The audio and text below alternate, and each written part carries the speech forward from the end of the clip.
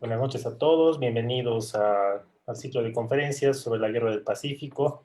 Esta noche tenemos a Gustavo de N, un invitado de lujo. Mauricio, te cedo la palabra para que presentes a nuestro invitado como corresponde.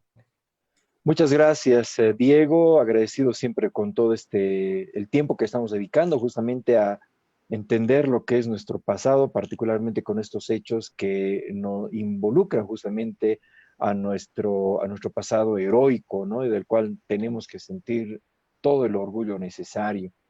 En esta ocasión vamos a dar pie justamente a esta presentación, agradeciendo siempre a las páginas con las cuales estamos compartiendo este enlace, gracias y a la amabilidad también de Juan Alberto Quiroz, que nos permite también transmitir a través de la página Historias de Bolivia. También estamos haciendo esta transmisión a través de la página Revista Historias de Oruro, la página Historia de Oruro y la página La Ruta de la Medianoche, como también lo estamos compartiendo en alguna página especializada en el tema de la guerra del Pacífico. Y el día de hoy vamos a tener una conferencia realmente importante.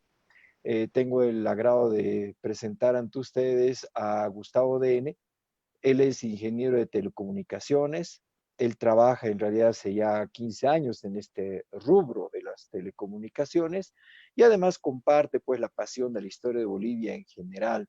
Sin embargo, lo hemos invitado justamente para que pueda dar una conferencia para hablar de su ancestro. Él es descendiente de Alexander Dehne, él fue un alemán en realidad que fue contratado por el gobierno de Bolivia en la época de la Guerra del Pacífico. Pero bueno, Gustavo nos va a compartir en realidad todo ese detalle, del cual con toda seguridad vamos a poder apreciar este intrincado camino que ha tenido justamente Alexander Dehne en todo el proceso de la Guerra del Pacífico. Gustavo, te dejo a disposición del auditorio. Gracias, Maurice. Gracias por la oportunidad. De la misma manera, gracias a ti, Diego, por bueno, el contacto y que podamos estar ahora acá presentes, hablando de un tema interesante y bueno, que de cierta manera nos inmiscuye al continente y a nosotros como bolivianos, que ha sido obviamente la batalla del Alto de la Alianza, parte de la Guerra del Pacífico, en la que en este caso veremos cuál ha sido el accionar de este alemán que llegó justamente para esta campaña, de nombre Alexander Dehne. Me gusta comenzar con la frase de abriendo el baúl histórico, porque definitivamente es una apertura casi anual que hacemos cuando recordamos el 26 de mayo o cualquier evento que nos lleva a pensar y por supuesto a analizar este aspecto de la historia. Es bueno analizar un poco el contexto. Hemos hablado acerca de que el contexto está ubicado en la Guerra del Pacífico, una campaña bélica de finales del siglo XIX, y países involucrados como Bolivia, Perú y Chile fueron los principales protagonistas de dicha contienda. Obviamente esto involucrado a otros países de nuestro continente americano y también del europeo, que han estado relacionados en diferentes aspectos de la guerra y de las batallas en las que hemos estado involucrados. También hay que ver momentos específicos, viendo también este contexto, tal vez el recuerdo colectivo de la batalla del Alto de la Alianza o batalla de Tacna, que también fue denominada así. Hay algunos eventos que se los conoce por la historia convencional y también hay otros que no se los han estudiado o no se los ha revisado a fondo, ya que son detalles incluso más familiares, más relacionados a héroes específicos o a personajes específicos que estuvieron en dicha contienda. Este es el caso de este personaje, que estuvo presente en aquella época y bueno, que voy a tener el privilegio de dar un poco de su historia, de la historia de su vida y relatarla a continuación. Empezando, ¿no? Batalla del Alto de la Alianza. Estamos hablando del año 1879 y el matutino El Comercio amanecía un viernes 28 de febrero con el siguiente encabezado. El 14 de febrero, tropas chilenas tomaron por asalto el puerto de Antofagasta, Mejillones y Caracoles en poder del invasor.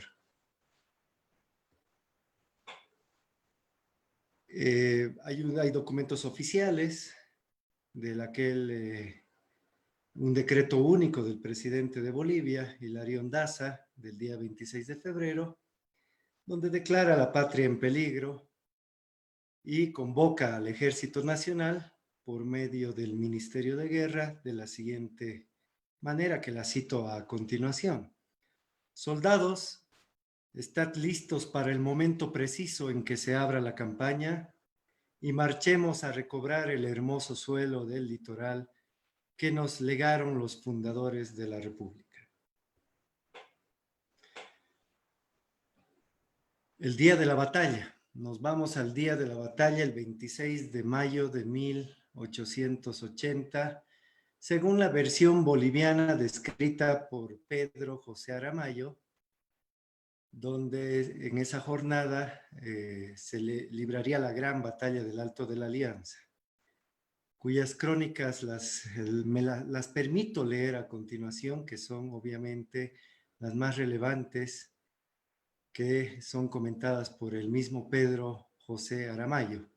Y dice lo siguiente: el orden de la batalla quedó establecido de la siguiente manera. En primera línea, comenzando de derecha a izquierda, la batería boliviana de 6 cañones Krupp, subrayado, el regimiento Murillo, los batallones peruano Lima, Cusco, Rímac y Provisional de Lima, 2 ametralladoras y un cañón rayado de Bolivia, 9 piezas de artillería peruana.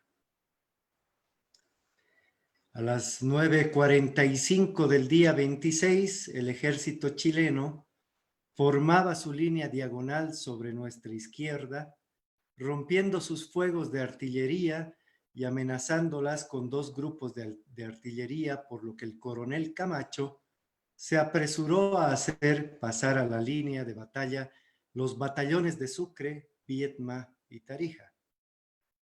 Nuestra artillería, y la resalto con negrilla, contestaba de manera incesante a los disparos del ejército contrario, y solo a las 11:30 am comenzó el fuego de rifles en la misma ala. Media hora después del combate, el combate era general en toda la línea, donde el general Campero ordenó que las reservas del centro acudiesen a proteger la izquierda, pero no siendo suficiente, tomó la decisión de conducir las reservas de la derecha con más 2 cañones Krupp a la izquierda, donde el ejército chileno dirigió su principal ataque. Continúa el día de la batalla.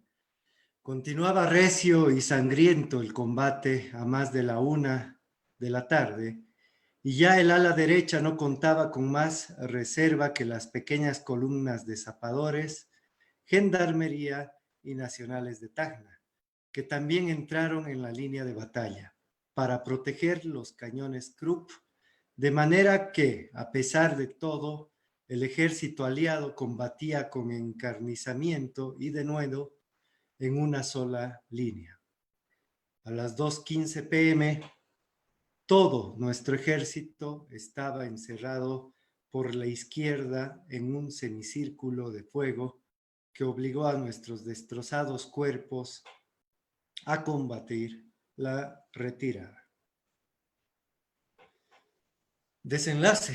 Pedro José de Aramayo despide su crónica con las siguientes frases en referencia a los sucesos del 26 de mayo de 1880, donde se libró la batalla del Alto de la Alianza, comentando lo siguiente: es digno de notarse el esfuerzo varonil con que nuestros artilleros pudieron salvar del campo de batalla algunas piezas que, trasmontando los Andes, en medio de las dificultades del terreno, las tiene el pueblo en la plaza de la ciudad de La Paz, en Bolivia.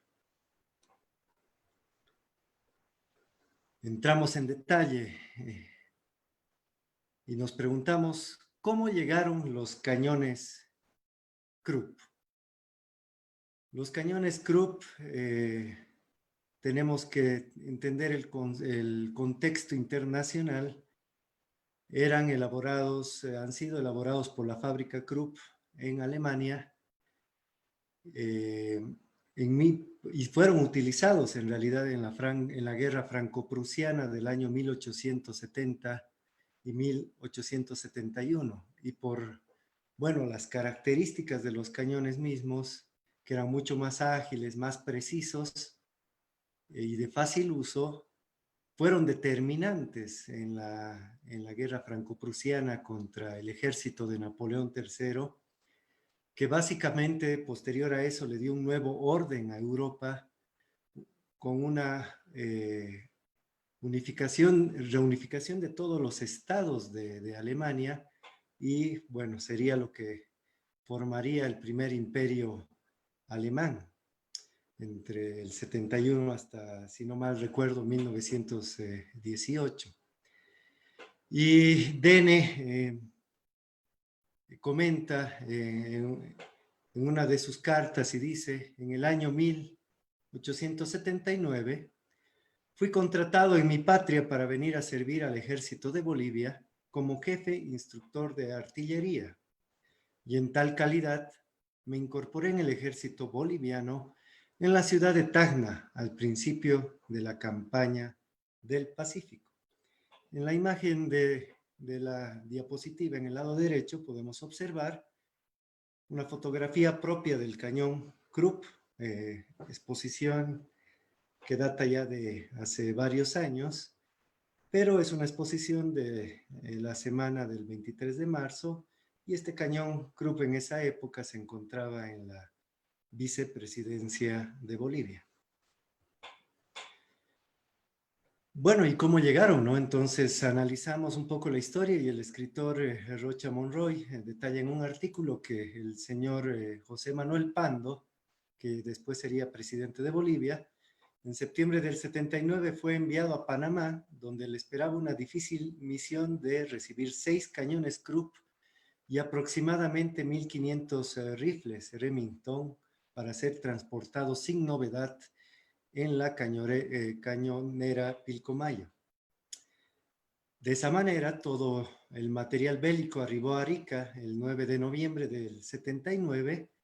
Los presidentes Prado del Perú y Daza de Bolivia lo felicitaron por el éxito de la misión, en la cual también llegó el coronel alemán, el señor Alexander Dehne, experto en artillería y héroe del Pacífico.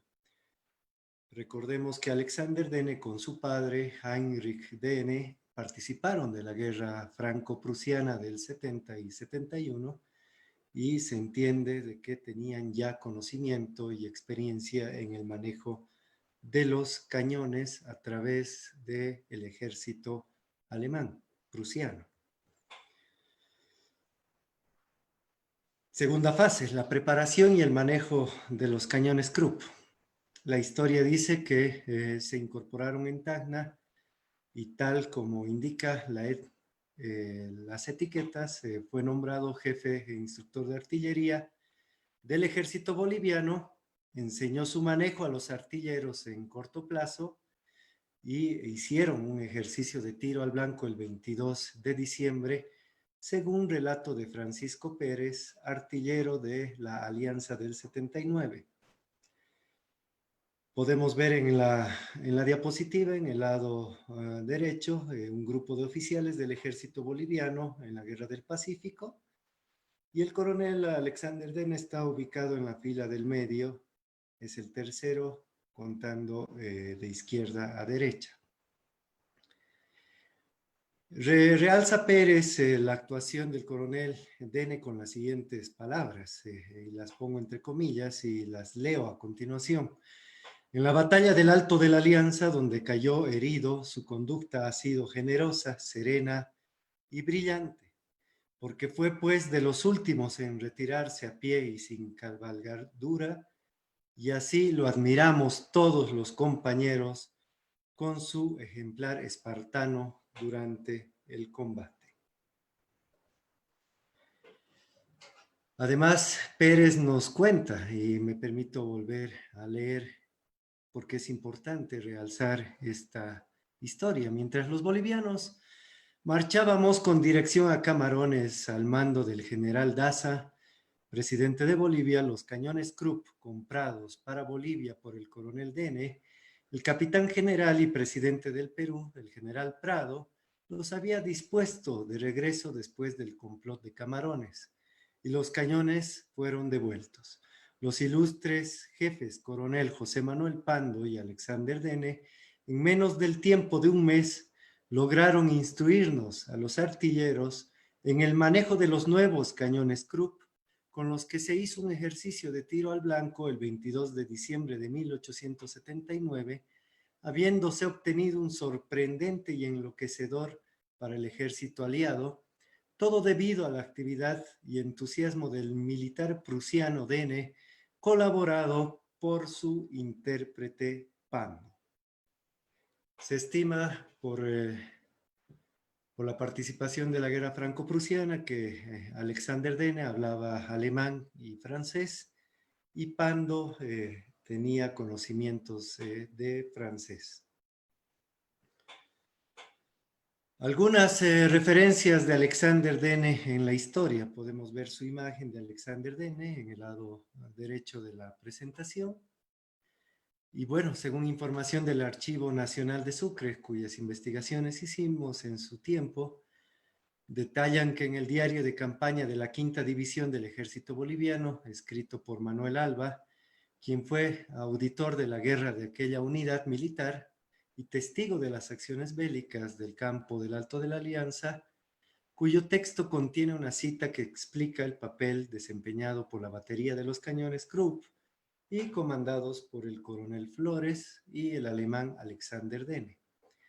De la misma manera hay en el libro Historia del Ejército de Bolivia, por el autor Julio Díaz Arguedas, referido a la historia del Regimiento Primero de Artillería, correspondiente a la actuación de esa unidad militar, dice lo siguiente: su comando fue organizado de la siguiente forma: coronel Adolfo Flores, coronel José Camacho, teniente coronel José Manuel Pando, comandante Adolfo Palacios, mayor Octavio Paz y Alexander Dene, entre paréntesis, alemán. Detallamos quién fue Alexander Dene. Como les comenté ya, fue un militar prusiano, nacido en Berlín, Alemania, en el año 1853, combatiente de la guerra franco-prusiana de los años 70 y 71, graduado de la Academia Real de Artillería de Brandenburgo e ingeniero agrimensor de profesión. El 79 fue comisionado por su gobierno para traer a Bolivia 6 cañones Krupp, enseñar su manejo y tal como indica su compañero de armas Francisco Pérez, de la siguiente manera: el 9 de noviembre del referido año 1879, y burlando el bloqueo del puerto de Arica, rodeado por la escuadra chilena, desembarcó los cañones Krupp que Alexander Dene había traído en compañía del entonces comandante José Manuel Pando.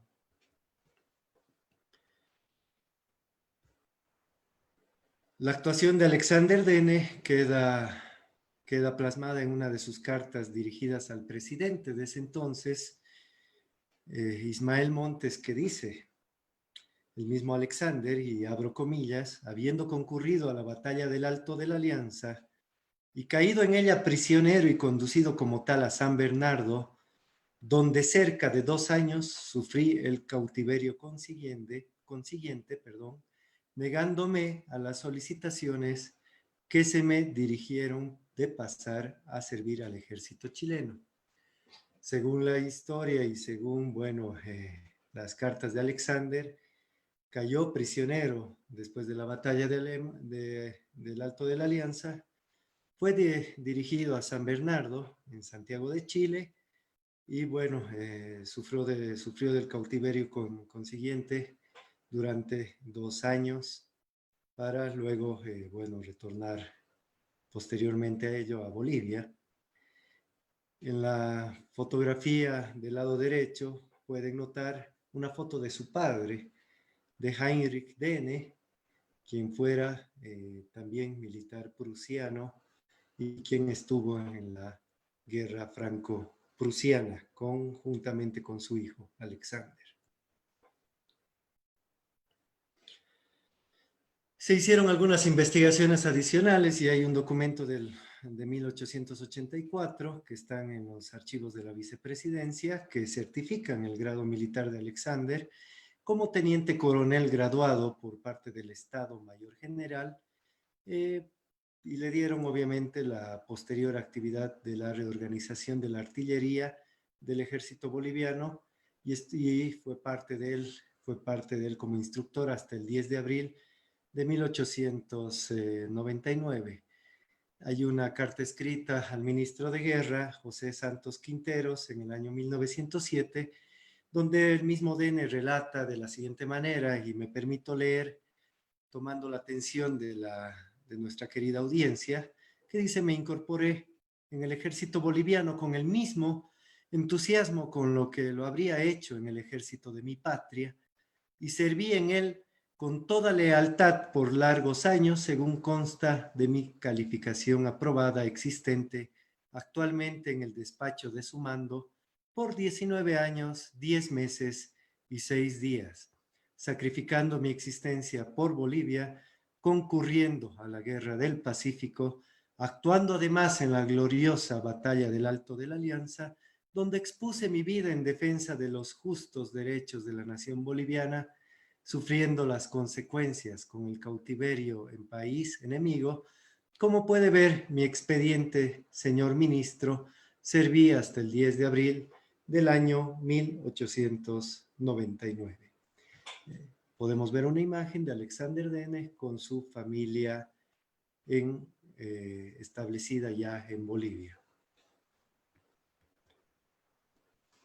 Alexander Dehne ya estableció su familia en Bolivia, se casó con Josefina Zambrana, una cochabambina, y se dedicó después a diferentes actividades. Después de 1899 dejó un legado, una descendencia, que ahora una línea familiar se encuentra acá en Bolivia, y falleció en Oruro un 22 de noviembre de 1927. Podemos ver que sus restos descansan en el mausoleo de excombatientes del Pacífico en la ciudad de Oruro, y también tiene una avenida de la misma ciudad que lleva su nombre. En Bolivia luego fue conocido como Alejandro. Podemos ver la imagen del mausoleo en el cementerio general de Oruro. El día del funeral, Pérez, uno de sus amigos y antiguo compañero de armas, se despide con un discurso bastante emotivo, y una de lo más sobresaliente, me permito ponerlo entre comillas y dar lectura, y dice lo siguiente: oh coronel Dehne, desde la morada de los inmortales, a donde nos ha llevado la delantera, vela por esta patria que te dio buen albergue en su seno, y por la que sacrificaste con toda tu alma y espíritu valeroso. Los soldados artilleros y veteranos de la guerra del 79 bendecimos tu memoria diciendo, adiós querido, digno amigo y compañero de infortunios. Muchas gracias, querida audiencia, Mauricio y querido Diego. Gustavo, realmente ha sido muy interesante el conocer justamente el desarrollo de la vida de Alexander Dehne en Bolivia mientras estuvo cumpliendo su misión bajo ese mando, ¿no?, de la tecnología de los cañones Krupp. Y por otro lado también el desenlace que tuvo, ¿no? Y justamente nosotros en Oruro tenemos el privilegio de tener sus restos acá y cada vez que nosotros podemos, tenemos un grupo donde organizamos un recorrido en el cementerio y hacemos el homenaje correspondiente a Alejandro Dehne. Alejandro se lo conoce aquí en Bolivia, pero nosotros mantenemos el nombre de Alexander Dehne. Y la avenida que se encuentra en la zona sur de la ciudad justamente es en homenaje a este importante militar alemán que prefirió en realidad la nacionalidad boliviana porque tengo entendido de que lo invitaron una vez que estaba prisionero y cautivo en el ejército chileno, lo invitaron a que pueda ser parte del ejército chileno y sobre esto parece que él se negó. ¿Tú conoces algo al respecto, Gustavo? Sí, sí, evidentemente es lo que más resalta en la historia, ¿no? De que según las investigaciones, y ya bueno, extrapolando un poco más allá, viendo documentación de otros países, en lo que es Perú, Chile, efectivamente Chile hizo lo mismo, contrató artillería de Alemania y por ende también estuvieron instructores alemanes que fueron parte del ejército chileno. Y obviamente cuando los tomaban prisioneros a los oficiales, ya sean bolivianos o extranjeros, Chile, respetando obviamente el tema jurídico y el tema de los tratados de guerra, los tenían en cautiverio y obviamente cuando eran extranjeros y oficiales importantes, y el mismo Dehne lo comenta, fue invitado a pasarse al ejército chileno, pero bueno, él prefirió ser fiel al principio de la causa, ¿no? De lo que Bolivia estaba haciendo en ese entonces, y bueno, retornó ya posteriormente a Bolivia y bueno, estableció su familia en Bolivia y se quedó la descendencia y todo lo que les comentaba en la presentación, pero es muy noble no dejar de pensar en ese detalle como un extranjero, en este caso Alexander, no solo se dedicó a la instrucción de los cañones y luego, bueno, retornó a Alemania, que era otro de los que podía ser otra de las posibilidades, sino que decidió quedarse en la campaña, estuvo presente, hizo de amistades, fue uno de los oficiales que estuvieron en cautiverio en Chile, ¿no? Y pasada la guerra y todo, tuvo ya la posibilidad de retornar a Bolivia y en realidad, según lo que él deja escrito, lo hizo por decisión propia, ¿no? Y eso nos llena de orgullo a nosotros como familia, también como bolivianos y también, bueno, compartimos ese sentimiento, ¿no? ¿Verdad? Ya tenemos comentarios que nos van llegando a los diferentes grupos. Tenemos a Israel Caberos Peña que dice, como siempre, excelente trabajo. Felicidades. Johnny Vargas Terceros, buenas noches. Sigamos conociendo nuestra gloriosa historia. Gracias al expositor por ampliarnos la participación de este digno súbdito alemán quien luchó por nuestra causa. Y Diego Choque Aquino nos dice, saludos desde Tarija. Adelante, Diego. Bueno, aquí Sonia Castro Escalante dice, felicitaciones a esta pléyade de jóvenes historiadores. Deplorar que brillen por su ausencia, otros que fueron anunciados. Adelante con esta exposición. Bueno, sí ha habido algunos problemas de coordinación con algunos expositores, pero Pero bueno, vamos a coordinar para que hagan sus exposiciones otros días. Mateo Dakar, buenas noches, hermosa disertación. Y Johnny Vargas, terceros, nos hace una pregunta. Una consulta, ¿qué características tenían nuestras piezas de artillería en comparación con las chilenas? ¿Sabes algo al respecto, Gustavo? Mira, no sé en comparación, sé las cantidades. Creo que ellos tenían alrededor de una decena, al inicio de la campaña creo que tenían una decena de cañones Krupp, más o menos, creo que estaban entre 10 a 14 unidades. Nosotros teníamos 6 y obviamente Chile después terminó comprando y adquiriendo más cañones, ¿no? Creo que terminaron toda la campaña del Pacífico con alrededor de más de 70 unidades, ¿no? Entonces, pero intuyo por deducción de otros artículos y por lo que la gente ha ido compartiendo estos años, que las características de los cañones Krupp bolivianos como los de los chilenos eran de similares características, ¿no? En cuanto al alcance, a los milímetros y, bueno, a las peculiaridades mismas que tiene un armamento bélico de esas características. Oh, perfecto. Bueno, algo que hay que destacar es que, o bueno, que hay que resaltar, tal vez es que en ese momento Chile ya tenía una escuela más moderna de guerra.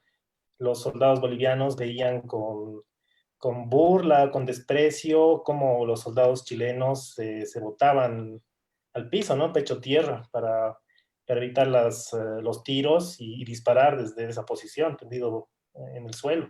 Y en cambio los bolivianos preferían quedarse de pies para mostrar su valentía, ¿no? Pero eran algo perjudicial al final de los hechos para Bolivia, porque producía más bajas.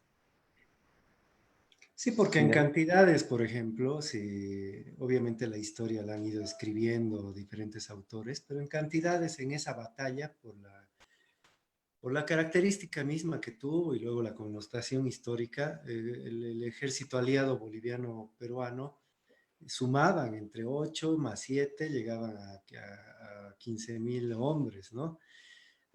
El ejército chileno estaba también con una cantidad similar. El tema estaba en estas peculiaridades.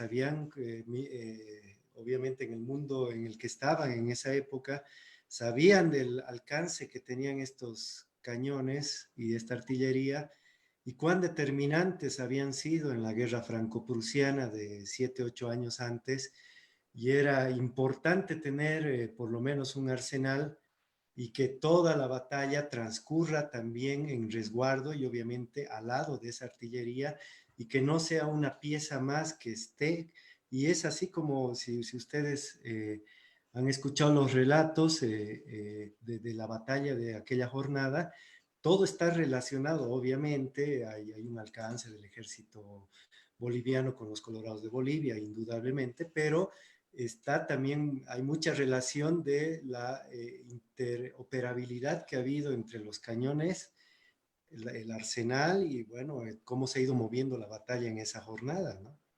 Definitivamente ha habido una estrategia, pero como tú dices, eh, los, los, eh, los conocimientos adicionales que se tenían han sido determinantes para ganar la batalla y por supuesto después la guerra, ¿no?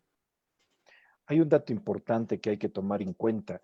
En la batalla del campo de la Alianza, el 26, que comienza el bombardeo según los registros de los testimonios que tenemos de ese día, entre algunos dicen 6, otros 7 y otro habla de las 8 de la mañana, donde empieza el bombardeo entre el ejército chileno y el ejército aliado.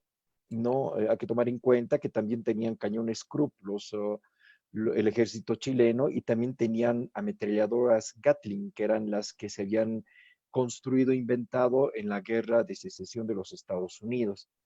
Eh, Lamentablemente, los proyectiles de la artillería no lograban el efecto que se esperaba porque los proyectiles de los cañones, por la arena y por lo denso que es el lugar, en realidad terminaban sin detonar. Hay una anécdota muy interesante de Daniel Ballivián, cuando la Rabona del sargento Laguibel, después de llevarle la comida, se está retirando y cae muy cerca de ella un proyectil justamente de cañón del ejército chileno, pero no le hace nada, simplemente la bota al piso y se limpia el vestido para luego continuar su viaje, ¿no? Y eso sucede en realidad hasta aproximadamente a las 10 de la mañana, cuando ya la infantería empieza a hacer el despliegue correspondiente, ¿no? Y entre las líneas generales parece que la artillería no logró en realidad el impacto correspondiente. Sin embargo, hay un detalle importante. También se cuenta que hasta el último momento de la batalla del campo de la Alianza, en la tarde ya, cuando el ejército chileno logró sobrepasar las líneas aliadas, pues todavía se batía una de las unidades de artillería, ¿no? Y presumiblemente todos perecieron porque se mantuvieron firmes en su puesto, pese a que ellos estaban destinados a hacer la retirada con sus pies de artillería, pero siguieron en su puesto, ¿no? Entonces, es algo realmente que hay que tomar en cuenta porque no mucho se comenta de este tema de la artillería en el campo de la Alianza, justamente por este tema, ¿no? Incluso cuando se han hecho algunas visitas al lugar, se han encontrado proyectiles sin detonar, ¿no? Entonces, eso confirma justamente esta posición. Sí, y además un dato importante que, bueno, no lo he compartido en la presentación porque está todavía en fase de estudio, pero se los comento, es que mismo Alexander comenta que han tenido que hacer un proceso de desactivación de la batería de cañones Krupp para tratar de inutilizarlos, ¿no? Y que si cayesen en manos enemigas, sea más difícil que ellos lo puedan reutilizar. Entonces, tenían un procedimiento que después ese manual de manejo de artillería se encuentra en los archivos nacionales en Sucre. Ahí podemos constatar de que podemos ver cómo se usaban estos cañones y cómo se los desactivaban. Entonces, ha habido una fase, ha habido una instrucción de desactivación y obviamente Alexander comenta en cartas a sus familiares en Alemania, a su padre, y le comenta, ¿no? Y además todas las peripecias que tuvo que vivir después como enfermedades de la época, ¿no? Disentería, el tema de las infecciones. O sea, no, son militares realmente que aparte de haber tenido mucho coraje, mucha determinación, eh, a nivel de salud no la pasaban tan bien, ¿no? No la pasaban tan bien, indudablemente. Antecitos, a propósito de esto, Gustavo, el coronel DN dejó algún diario de campaña. No hay un diario de campaña como tal, simplemente él era como militar prusiano, él ha ido dejando documentación que la hemos ido encontrando en los notariada y algunas copias de lo que se denominan cartas copiado, de un libro copiador, que es la terminología que usamos, que son unas cartas, unas copias que de lo que él escribía, obviamente todo lo que se impregna en la siguiente hoja queda como una copia y él tenía registro, ¿no? De esas cartas, ¿no? Pero obviamente un diario de campaña como tal, no, él más tenía una conexión de cartas dirigidas a su familia, dirigidas a los presidentes, más que un diario en sí, ¿no? Y es a través de esa información que, bueno, uno va armando la historia y va viendo todo este tema, porque después ha sido una investigación que data ya de más de 20 años, donde hemos tenido que ver la historia de todos sus camaradas de guerra y demás, donde, como lo he expuesto en la presentación, han ido comentando acerca de las acciones del mismo DN, ¿no? Excelente, gracias. Adelante, Juan Alberto. Excelente, gracias. Vamos a continuar con los comentarios y preguntas. Fernando Dene nos dice muy buena intervención, Gustavo. René Rocha nos dice muy interesante, felicidades. Y tenemos a Diego Vargas que nos dice, excelente presentación, muchas felicidades. Luego tenemos a Olimpia Torrejón Alcoba. Buen detalle histórico. ¿Existen extranjeros de nuestro bando? ¿Tú conoces algo, Gustavo? Perdón, ¿me repites? Dice, buen detalle histórico. ¿Existen otros extranjeros en nuestro bando? Mira, estábamos en un punto interesante de investigar estos archivos, pero bueno, se vino el tema de la Haya que conocemos y bueno, ha sido el acceso mucho más restringido, ¿no? Y archivos que los teníamos a la mano en su tiempo se han ido moviendo de un lugar a otro. Habría que ver, una vez que estén desclasificados, buscar más información para ver qué otros extranjeros, pero por lo que yo pude averiguar hasta los años en los que tuve acceso a información por medio de los archivos de la vicepresidencia o de los archivos nacionales en Sucre, solo pude encontrar agregados militares, el caso de Alexander Dene, ¿no? No pude encontrar más información. Bueno, ahorita se me viene a la mente porque deben haber más, la verdad, ahorita no recuerdo bien, pero tenemos al argentino Florencio del Mármol, que Ah, sí. vino con su caballo en realidad y se enroló al ejército como voluntario. Estuvo primero en el Escuadrón Coraceros, ¿no? Y escribe un diario interesante, un testimonio en realidad que después es publicado años posteriores. Después está el que fue presidente de Argentina, aunque más lo vinculan con el ejército peruano, el que fue general Roque Peña o Roque Sáenz, no estoy muy seguro, pero de todas maneras podemos citar algunos que se nos vayan presentando, ¿no? Especialmente argentinos, ¿no? Más de uno, en realidad en la lista que hace Manuel Claros justamente aparecen justamente varios extranjeros, entre ellos argentinos y un colombiano que aparece en sus filas. Entonces, realmente vale la pena estudiar este tema. Luego tenemos a Jorge Rollano. Muchas gracias por la clase de historia. Por favor, sigan. Después, Fernando Aramayo Mercado. Felicidades a los expositores. Recordar la historia es rendir homenaje a nuestros héroes de la batalla del Alto de la Alianza. Es un ejemplo de valor y heroísmo. El Dale. Constantino Burgos dice, admirable el aporte de Alexander Dene para el país, donde finalmente se quedó a vivir como otro boliviano más, identificado con las costumbres y tradiciones de aquel tiempo. Felicitaciones a Gustavo por compartir su trabajo de investigación familiar. También tenemos a Diana Elena Guzmán Céspedes que dice, buenas noches, un gusto escucharlos. Emilio Yaparé dice, felicidades al expositor, muy bueno.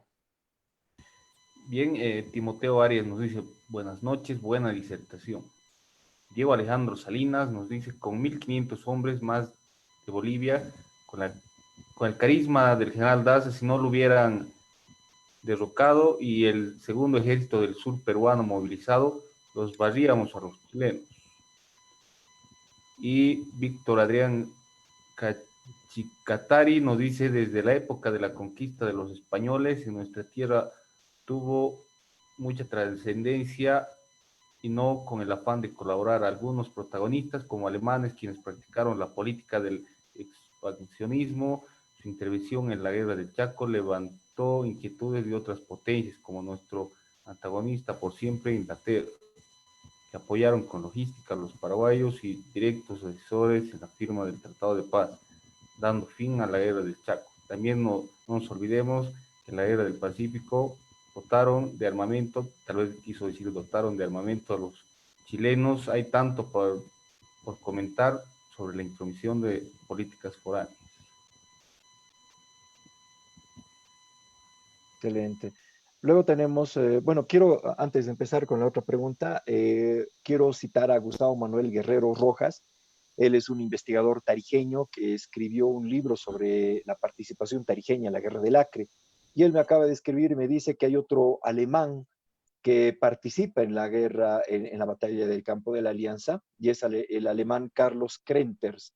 que perteneció, que estaba en realidad enrolado en el batallón Tarija. Recordemos que no somos muy justos con el batallón Tarija ni con el batallón Sucre, porque han sido los primeros en realidad en enfrentarse al ejército chileno en el ala izquierda. Y después en realidad aparecen los Colorados y el batallón Aroma, que van como refuerzo en realidad para contener el ala izquierda del ejército aliado. Es realmente un estudio importante que hay que hacer con el batallón Tarija. Gracias, Gustavo Manuel Guerrero, por la referencia. Después Mario Orgaz nos dice, un gran patriota boliviano, historiador excelente, Gustavo. Gran aporte a nuestra historia boliviana. Felicidades. Después Vivian Centeno, felicidades. Buena investigación histórica. Creo que no tenemos más. Sí, son todos los comentarios que hay. Excelente. Realmente sobre este tema de la batalla del campo de la Alianza, bueno, incluso ayer había un debate en un grupo de estudio de la Guerra del Pacífico. Algunos dicen que el verdadero nombre es Campo de la Alianza. Nosotros lo hemos tomado como el Alto de la Alianza porque estaba en la parte alta de Tacna y de ahí hay una referencia que es en la meseta del Intiorco, que lo vinculan con el Alto de la Alianza. Incluso hasta el bautizo del lugar, algunos refieren que fue bautizado por el general Juan José Pérez como el campo de la Alianza Perú-Boliviana, ¿no? Sin embargo, en Bolivia hemos generalizado el nombre justamente con este compuesto que se llama Alto de la Alianza. Realmente esta batalla es importante, es memorable, una de las más grandes que se da en la Guerra del Pacífico y es la última en la cual Bolivia participa, ¿no?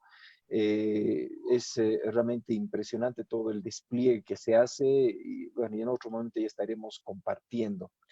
Gustavo, yo de manera personal tengo una gratitud inmensa por esta conferencia, además de que también escribiste un artículo en nuestra revista Historias de Oruro, homenaje a la Guerra del Pacífico, que fue justamente publicada el año pasado, que cuando termine toda esta pandemia vamos a anunciar también dónde se puede encontrar esta revista, aunque mientras la tenemos en Oruro para aquellos que quieran contactarse y tener esta revista con este artículo y otros artículos más que hablan de la Guerra del Pacífico. Así que Gustavo, agradecido justamente por esta conferencia, por darnos el privilegio de ser parte de este proceso y bueno, te invito en realidad a dar tus palabras finales. Gracias, Mauri. Muy agradecido con ustedes. Como bien lo dijiste, esta batalla tiene connotaciones mundiales por la magnitud de la batalla, la época en la que se llevó a cabo, los países involucrados de una u otra manera, porque finalmente no fueron solo Perú, Bolivia y Chile, y obviamente por toda la geopolítica que involucra este tipo de batallas, pues por eso que inclusive se prepararon mucho tiempo para poder llevarla a cabo y hubo bastante coordinación y por ambos lados, ¿no? No solamente por el ejército aliado. Definitivamente es un gusto compartir este pedacito de historia, hablar de Alexander Dene. Aprovecho el mensaje en hacer llegar extensivo mi saludo a toda la familia Dene, irradiada en todo el territorio boliviano. De igual manera, toda la familia Dene que se quedó en Alemania y que con gusto, obviamente, mantenemos el contacto y el cariño. De igual manera, mi familia, quienes me han apoyado tantos años que venimos investigando. A ti, Mauri, es un privilegio realmente haber tenido la posibilidad de haber escrito artículos relacionados a este tema en estos años. Si no mal recuerdo, comenzamos allá por el año 2008, cuando éramos muy jóvenes y la verdad estamos siempre prestos para poder actualizar. Cada vez se investiga un poco más, cada año se puede ahondar en algunos conocimientos que son importantes y estamos prestos siempre para colaborar y seguir adelante con este lindo proyecto que es irradiar todo lo que es historia de nuestro querido país, que obviamente ha involucrado a nuestro continente y aprovechando estos medios digitales, agradecido contigo, Mauri, contigo, Diego, el contacto, siempre un cariño, compañeros desde el colegio. Y bueno, Juan Alberto, es todo un gusto y nuevamente a toda la audiencia que nos ha seguido el día de hoy, todos los comentarios ahí de María, de Diego, que con mucho cariño les hago llegar un lindo saludo y reitero el saludo y el compromiso para seguir adelante, ¿no? Y obviamente llenándonos, inflando el pecho y llenándonos de orgullo por lo que implica formar parte de este lindo y este gran país como es Bolivia. Gracias, Gustavo. Y justamente antes de ceder la palabra a Diego, quiero comentarte que en realidad hay un saludo desde Lima de Carlos Fonseca que nos escribe justamente habiéndose conectado a este nuestro enlace. Y Luisito Aguilera nos dice, el ejército prusiano se caracterizó por ser disciplinado y valeroso, derrotó a los franceses por su incesante ambición por poseer la hegemonía europea. El señor Alexander Dene demostró ese temple del soldado prusiano. Gloria a los héroes del Alto de la Alianza, efectivamente. Y bueno, mi hermano te manda saludos, Fabricio. Dice, felicidades, Gustavo, muy interesante tu exposición. Saludos desde Uruguay.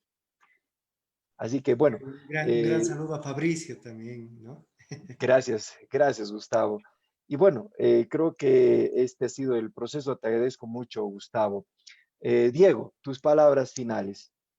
Bueno, igualmente agradecer a Gustavo, un amigo ya de hace décadas, compañero de colegio, y también a la audiencia, a los internautas que nos siguen conferencia tras conferencia. Saludos y agradecimientos para ellos también. Gracias, Diego. Agradecerte siempre a ti por todo el apoyo y por todo el proceso que hacemos, ¿no? Que no habíamos pensado hacer un ciclo de este tema, pero mira, se va armando. Juan Alberto, tenemos ya una conferencia también para el día de mañana. Así es, antes quiero felicitar a Gustavo Dene por la excelente exposición, realmente es muy interesante conocer más aspectos, más datos sobre la guerra del Pacífico, realmente muy bonita la historia, muchas gracias Gustavo y un placer haberlo conocido por este medio.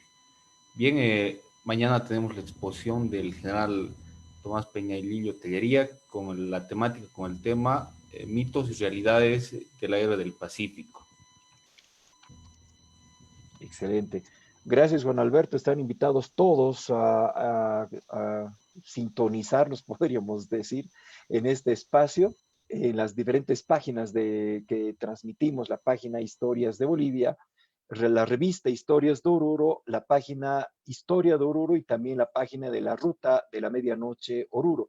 Y también compartimos los enlaces con algunas páginas especializadas de estudios de la Guerra del Pacífico, tanto del Perú como de Chile. Así que agradecemos justamente la atención y los esperamos el día de mañana con otra conferencia que tiene que ver justamente con la Guerra del Pacífico. Muy buenas noches y gracias.